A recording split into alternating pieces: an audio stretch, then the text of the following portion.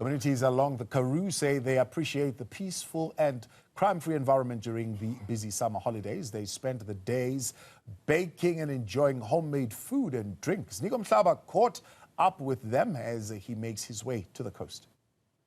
We continue talking to different communities along the small towns as we make our way to the coastal provinces of this country. We are still in Bloemfontein and now we're in the Great Karoo, where we are coming across some small communities that are going about their own lives. This is a very quiet community. They are living peacefully.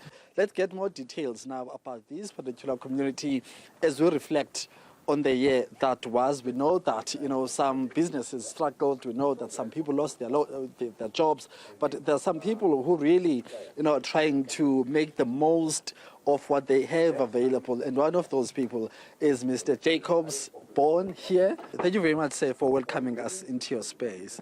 Talk to us about what makes this place special for you, but also as you reflect on the year that was for you personally as a senior citizen.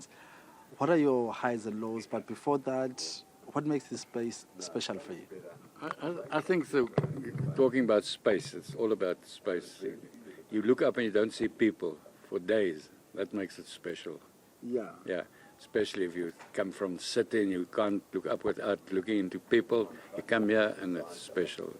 And when people come here, they want to be here. They don't just by chance come here. They want to be here. They want to stop here, especially here by the brewery. We've been doing this now for 11 years. That makes it special for us. Let's reflect on your year 2025, but also what you're looking at in the 2026, looking at the circumstances of the country, the economy, the struggles, and many other things. How would you reflect on your 2025?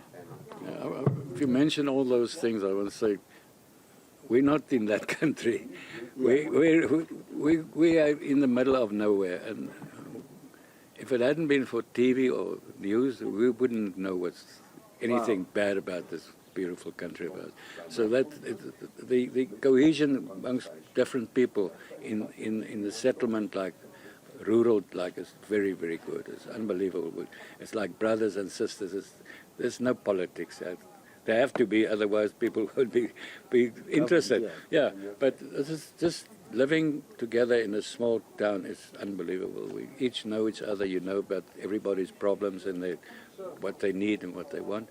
So it's nice. It's nice living and doing something like we did. We came back from Mossel Bay 20 years ago to come and retire, and then we didn't know what to do, and we started a brewery in the middle of nowhere. Yeah. So we've been doing that now for 11 years. Mr. Jacobs, let me thank you very much, sir, for your time. Thank you very much for welcoming us into your space. It's so good to have you guys, and sorry about your Joburg. You can't all live in Waterkloof. Yeah, that's true. But you're welcome anytime. Thank you very much. Thank you, sir. Thank you very much there. That's Mr. Jacobs giving us his insights. But what's interesting, though, out of this conversation is that as much as we've got all these things that are going wrong in our country, whether we're talking about corruption, whether we're talking about the economy, talking about poverty, in this particular region, they feel as if when we talk about those issues, we're living in another country.